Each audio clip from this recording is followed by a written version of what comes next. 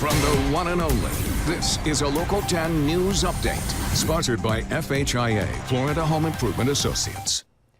Good afternoon, South Florida. I'm Clay Ferrero. And I'm Nikki Mohan. Here's a look at your top stories today.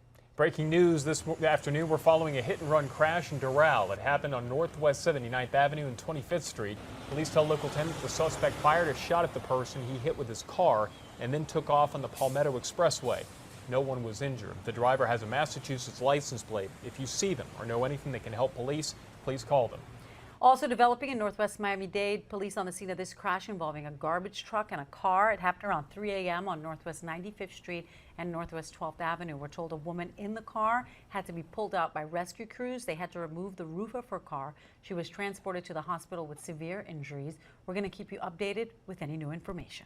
A plane crashing into the water near the Bahamas after taking off from Opa-locka. Investigators say that plane took off from the executive airport on Friday and was heading to the airport in Nassau. But as the pilot approached the landing strip, he crashed short of the runway, and he crashed into the water. Crews rescued the two people on board. The cause of the crash remains under investigation, but preliminary reports suggest engine failure. Listen to Local 10's podcast, The Florida Files, wherever you are, whenever you want. Just say, Alexa, play the Florida Files podcast. Getting the latest episode of Florida Files.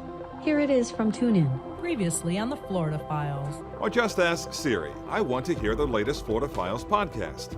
Here's the newest episode of the Florida Files. Get the Florida Files on Alexa, Google Home, or Apple devices just by saying play the Florida Files podcast. The Florida Files from the one and only Local 10. The biological mother of three little girls allegedly abused by their adoptive mother spoke exclusively to Local 10. The woman, who did not want to be named, told us she didn't find out that one of her daughters had died till she saw it on the news.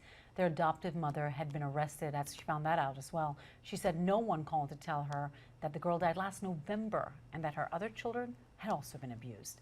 The adopted mother, Gina Emanuel, remains behind bars.